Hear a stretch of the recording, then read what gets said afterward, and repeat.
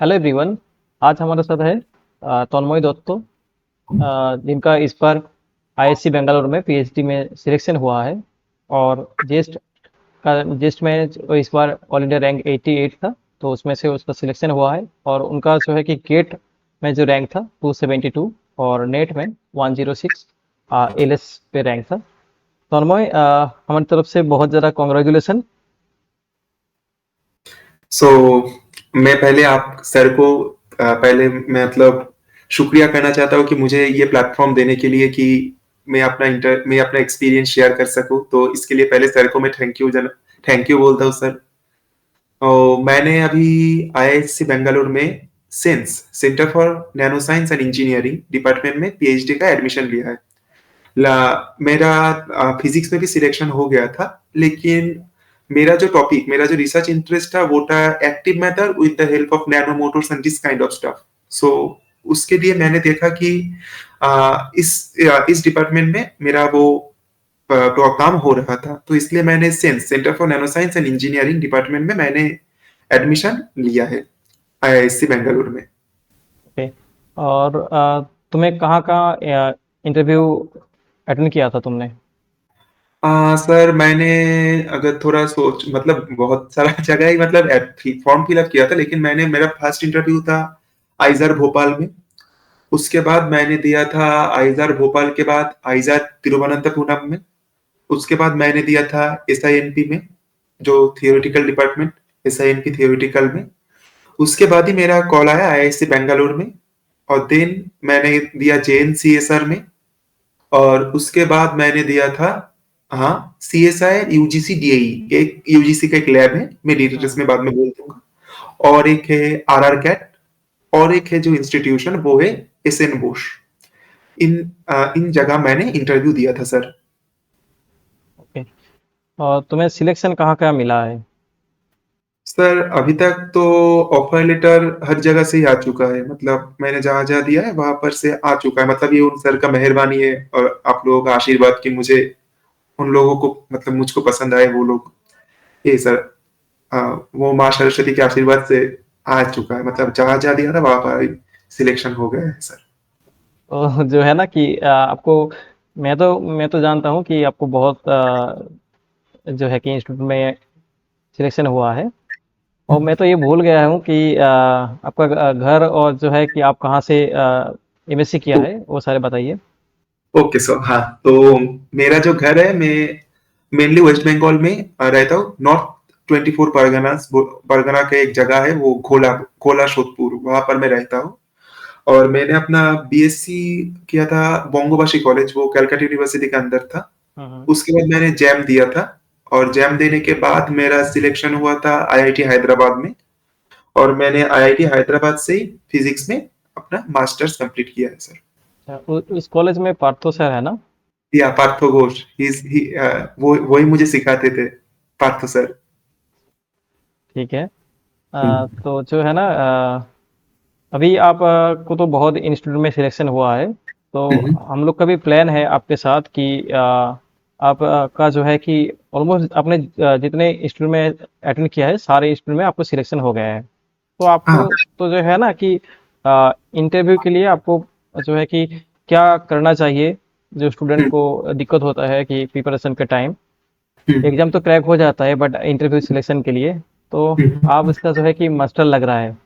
ठीक है। तो हमारा जो प्लान है तो वो है कि आपका जितना सारा इंटरव्यू आपको सिलेक्शन हुआ है तो सारे एक हम्म। सीरीज बनाएंगे आपके साथ। Okay sir. ठीक है। आइए।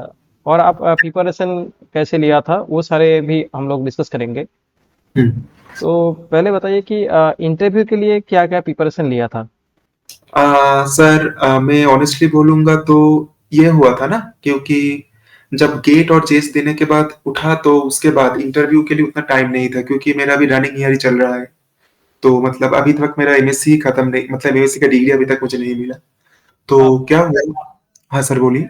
आप एमएससी आईआईटी से कर रहे हो?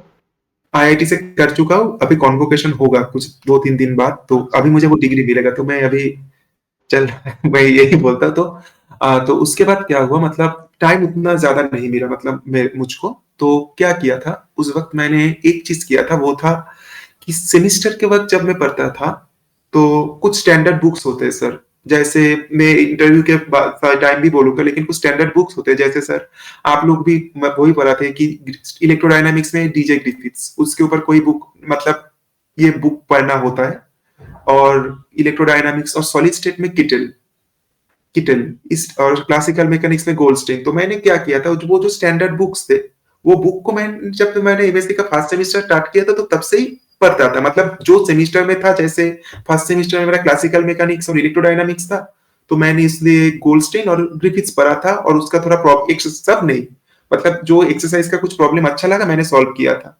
सिमिलरली वो क्वांटम मैकेनिक्स के लिए सर बुक होता है, वो साकुराई और शंकर, ये दोनों बुक से मैंने वो पढ़ के थोड़ा-थोड़ा प्रॉब्लम सॉल्व किया था। तो इस तरह से मैं वो जो कुछ बेसिक स्टैंडर्ड बुक्स होते हैं, वो बुक्स ही मैं फॉलो करता था सर। वो मतलब इंटरव्यू के लिए एज़ सच कोई अलग से प्रिपरेशन नहीं लिया। हाँ, और एक चीज़ बोलूँगा कि लास्ट में मैं जब एक्सपेरिमेंटल के लिए प्रिपरेशन ले रहा था, तो एक बुक है वो एक्सआरडी के ऊपर, तो बीडी कुल्टी का एक बुक होता है एक्सआरडी के ऊपर, तो वो बुक मुझे हेल्प किया है आईआईएससी की इंटरव्यू में भी। वो मैं बाद में जब बोलूंगा वो बोल दूंगा, लेकिन वो बीडी कुल्टी का एक बुक है, वो बुक का मैंने हेल्प लिया था सर। ये सारे बुक्स थे। ठीक है। तो आप बताइए कि एमएससी चल रहा था उसका टाइम जो है कि आपने सिलेक्शन भी आपको हुआ है, तो दोनों मैनेज कैसे किया? सर सबसे पहले तो मैं अपना शुक्रगुजार हूँ मेरे सर, मतलब आईआईटी के जो सर थे उनके पास, क्योंकि वो लोग इस तरह से कोर्स को डिजाइन किए थे कि उतना परेशानी मत, मतलब जो लोग पढ़ाई लिखाई थोड़ा बहुत कर लेते थे, मतलब उतना परेशानी नहीं होता है, मतलब वो मैनेज करने के लिए कि आपके पास प्लेंटी ऑफ टाइम होता है, कि आप हॉस्टल में रहते हैं, आपके पास प्लेंटी ऑफ टाइम होता है पढ़ने के लिए। तो आप अगर पढ़ेंगे तो मतलब, और एक चीज हमारा जो आईआईटी हैदराबाद का फोर्थ सेमेस्टर है, वो इस तरह से डिजाइन किया गया है कि उसमें उतना ज्यादा कोर्स नहीं है, सिर्फ दो एक कोर्स होता है, एक कंप्यूटेशनल का कोर्स होता है, बाकी दो कोर्स। तो उस तरह से उतना ज्यादा कोर्स का प्रेशर नहीं रहता है हमारे ऊपर कि फोर्थ सेमेस्टर में, तो इसके वजह से वो एक प्लेंटी ऑफ टाइम मिल जाता है हमारे पास। और एक चीज है सर, कॉन्फिडेंस, मतलब आईआईटी के सर्स इतना मोटिवेटिंग है, मतलब वो लोग कि हमको बहुत एक मोटिवेशन देते थे, तो वो एक कॉन्फिडेंस सर मिलता है उन लोगों के पास से सर। ओके। तो बताइए कि आईएससी बेंगलोर का आपका इंटरव्यू का एक्सपीरियंस क्या-क्या है? सो मैंने आईआईटी बेंगलुरु में, जब मैं ऑनेस्टली बोलूँ आई एम एवरेज स्टूडेंट, सो मुझे एक्सपेक्टेशन भी नहीं था मेरा हो जाएगा। सो पहले मैं ये बोल देता हूँ। तो जब मैं पहली बार आईआईटी बेंगलुरु में फॉर्म फिल अप किया था, तो मैंने तीनों डिपार्टमेंट के लिए फॉर्म फिल अप किया था। पहला प्रेफरेंस था फिजिक्स, दूसरा प्रेफरेंस था centre for nano science and engineering, and तीसरा प्रेफरेंस था मेरा इंस्ट्रूमेंटेशन एंड अप्लाइड फिजिक्स। सो मैंने पार्ट बाय पार्ट बोलता हूँ। सो मेरा पहला इंटरव्यू था फिजिक्स में। तो जब मैंने फिजिक्स पे गए, तो वो लोग बहुत फ्रेंडली थे।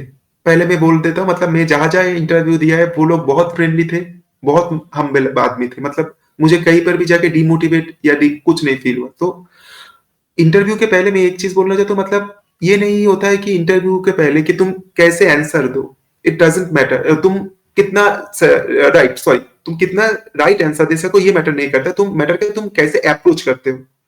मोस्ट ऑफ द इंटरव्यू देखते हैं हाउ वी थिंक्स, क्योंकि वो लोग यही ढूंढते हैं कि कैसे हम लोग चिंता करते हैं। तो इसकी वजह से आईआईएससी बैंगलोर जब पहली बार गया, तो बहुत नर्वस था। तो उसके बाद उन लोगों ने मेरा इंट्रोडक्शन लिया, लेकिन जब उन लोगों से बातचीत हुआ इंट्रोडक्शन में ही, मेरा वो जो नर्वसनेस वो कम हो गया, क्योंकि वो लोग बहुत बहुत बहुत फ्रेंडली थे। आईआईएससी बैंगलोर के फिजिक्स डिपार्टमेंट के लोग बहुत फ्रेंडली थे। तो उसके बाद उन्होंने पूछा कि तन्मय तुमने क्या एक्सपेरिमेंट किया है। मैंने बोला सर मैंने तो अभी फोर्थ सेमेस्टर में हमारा कोई एक्सपेरिमेंट नहीं था सर, मैंने थर्ड सेमेस्टर में एक्सआईडी किया था। तो सर ने बोला कि ओके, तुमने जो एक्सआईडी किया है, तो एक्सआईडी के रिलेटेड ही तुम्हें कुछ क्वेश्चन पूछते हैं। तो उन्होंने पूछा कि तुम जो एक्सआईडी करते थे तो किस टाइप का मेथड करते थे। सो एक्सआईडी में बहुत सारे मेथड होता है, जो थ्योरी मेथड होता है, तो मैंने वो मेथड के बारे में बोला एक्सआईडी के मैं क्या क्या मेथड किया। तो उसके बाद उन्होंने बोला कि तुमने क्या क्रिस्टल यूज किया था। तो मैंने बोल दिया कि मैंने इस टाइप का क्रिस्टल यूज किया था। तो वो क्रिस्टल रिलेटेड कुछ क्वेश्चन पूछ रहे थे, लेकिन एट दैट मोमेंट मुझे पर्टिकुलरली याद नहीं है, लेकिन मैंने बोला था केबीआर क्रिस्टल।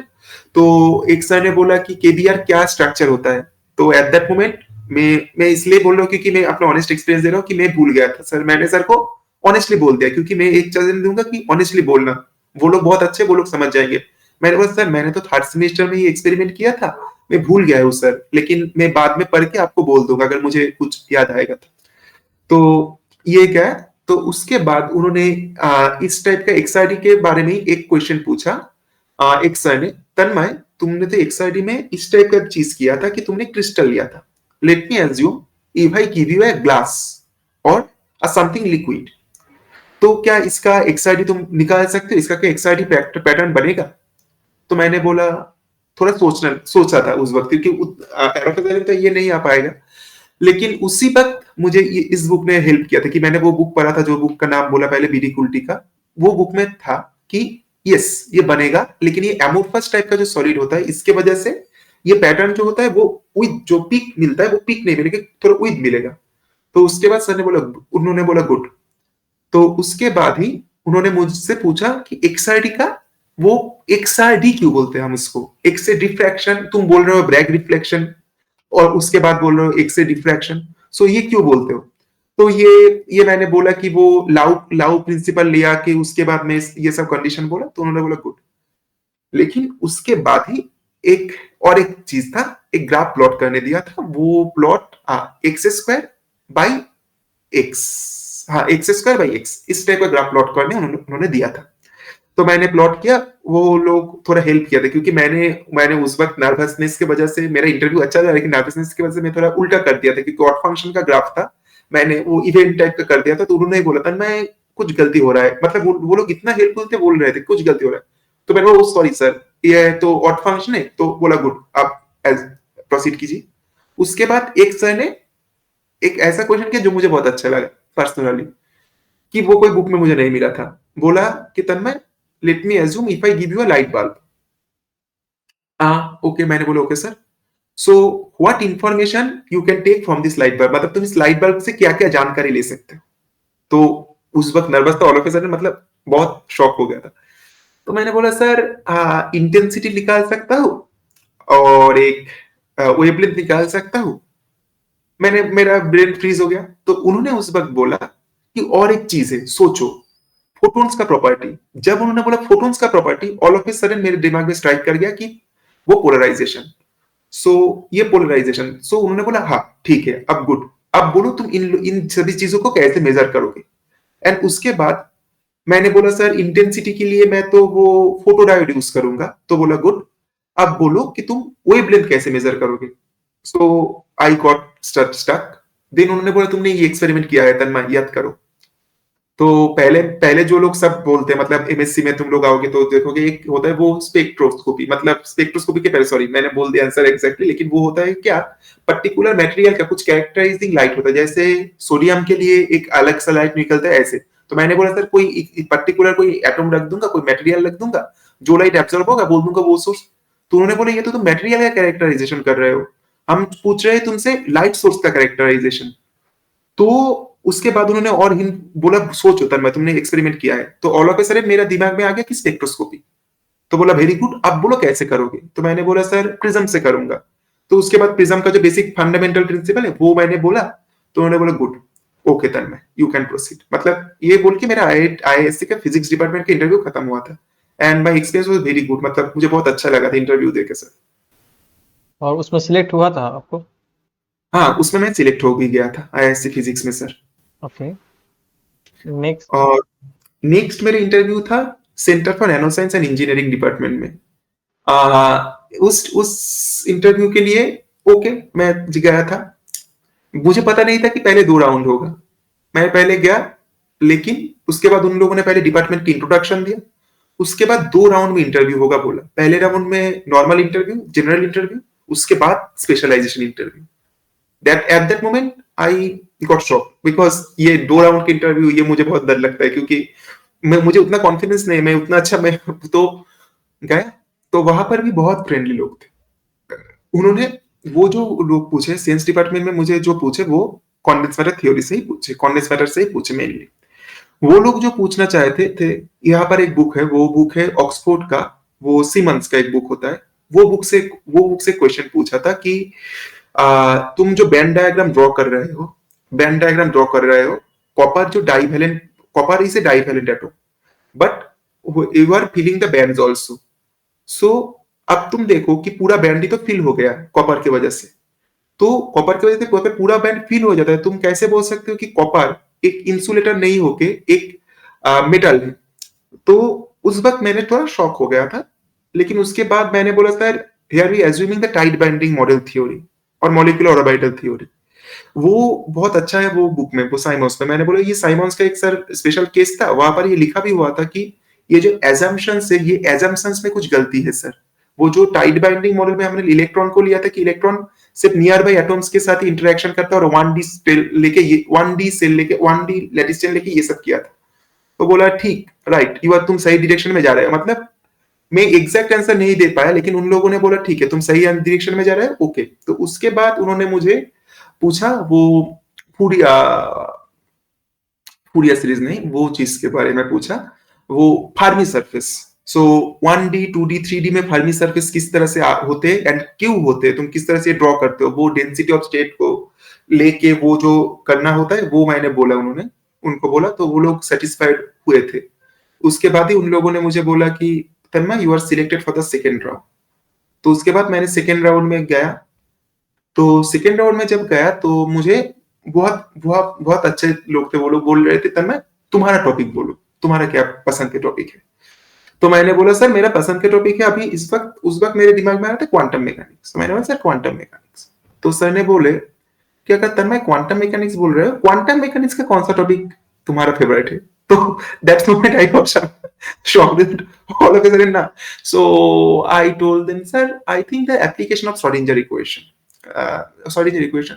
then उन्होंने मुझे डायरेक्ट डेल्टा फंक्शन से क्वेश्चन पूछा, डायरेक्ट डेल्टा पोटेंशियल से, वो बाउंड स्टेट एनर्जी के बारे में, not the mathematical derivation, what I want to say, not the mathematical derivation but the physics, that how the dimensionality, मतलब पूरा dimensionality के साथ आप देखेंगे अगर वो direct delta function v is equals to minus some alpha हाँ derivative of x है।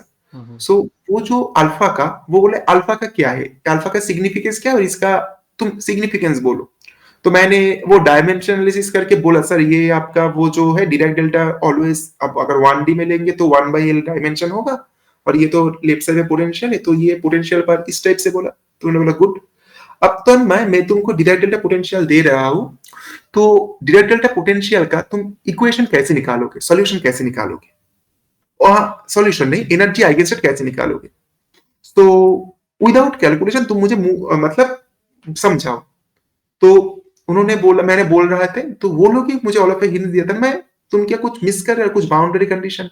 So all of a sudden मैंने बोला यस सर बाउंड्री कंडीशन। तो बोला बाउंड्री कंडीशन क्या है, मतलब वो लोग ये जानना चाहते थे कि मैं क्वांटम का जो बेसिक फॉर्मुलेशन होता है कि बाउंड्री कंडीशन हम जानते हैं क्या नहीं। तो मैंने बोला कि सर जो डिराइव्ड डेल्टा पोटेंशियल का बाउंड्री, फर्स्ट बाउंड्री कंडीशन बोलते हैं कि पूरा कंटिन्यूअस होगा, और सेकंड बाउंड्री कंडीशन में आपका ये होता है कि वो जो जहां पर वो पोटेंशियल इनफाइनाइट और डाइवर्ज हो जाता है, वहां पर जो फर्स्ट डेरिवेटिव है वो डिसकंटिन्यूअस होता है। तो बोला गुड। तो इस तरह से मैं निकल सकता हूँ सर एनर्जी का फॉर्मुलेशन। तो उसके बाद ये हुआ। तो उसके बाद उन्होंने और एक चीज मुझे क्वेश्चन पूछा कि तन्मय अगर मैं तुम्हें एक पार्टिकुलर बॉक्स देता हूँ और उसमें मैं तुम्हें 2 फार्मियन डाल देता हूँ, तुम कैसे पता लगाओगे कि वो 2 लोग इंटरेक्ट कर रहे हैं या नहीं कर रहे हैं?